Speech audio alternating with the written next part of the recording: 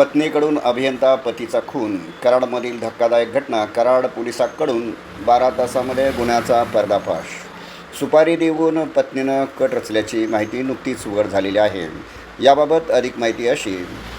येथील super market Karad परिसरात असणाऱ्या यशवंतराव चव्हाण बहुउद्देशीय हॉलसमोरील रस्त्याच्या कडेला घडलेला अपघात हा अपघात नसून पत्नी व मेहुणीनेच घात करून खून केल्याची घटना पोलिसांच्या नजरेस आली आणि 12 तासात पोलिसांनी घटना उघड केली.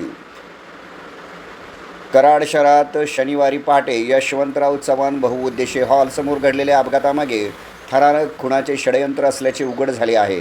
जलसंपदा विभागातील अभियंता मृत्यूला सुरुवातीला अपघाताचे स्वरूप दिसत असले तरी मात्र हा अपघात नसून खून असल्याचं नुकतेच उघड झालेले आहे. या प्रकरणाचा पर्दाफाश नुकताच झालेला. या खुनामागे मृताची पत्नी व मेहुणा असल्याचे निष्पन्न झाले असून पतीच्या हत्येसाठी सुपारी दिल्याची धक्कादायक माहिती समोर आलेली आहे.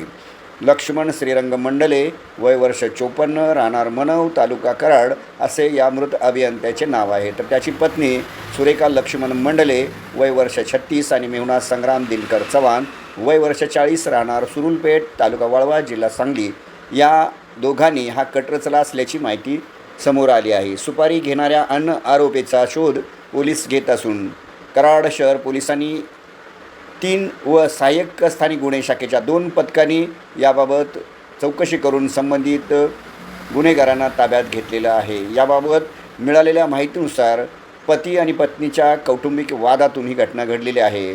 पती लक्ष्मण मंडले व पत्नी सुरेखा यांच्यामध्ये वारंवार वाद होते आणि या वादातूनच तिने भावाच्या मदतीनं हा कट केला असल्याचं उघड झालेलं आहे. मुंबई येथे जाऊन त्यांनी काही व्यक्ती संपर्क साधला आणि सुपारी दिली असं यामध्ये निष्पन्न झालेलं आहे आणि यानंतर या घटनेचा उलगडा झालेला आहे. आपण पाहतात इंडिया न्यूज 9.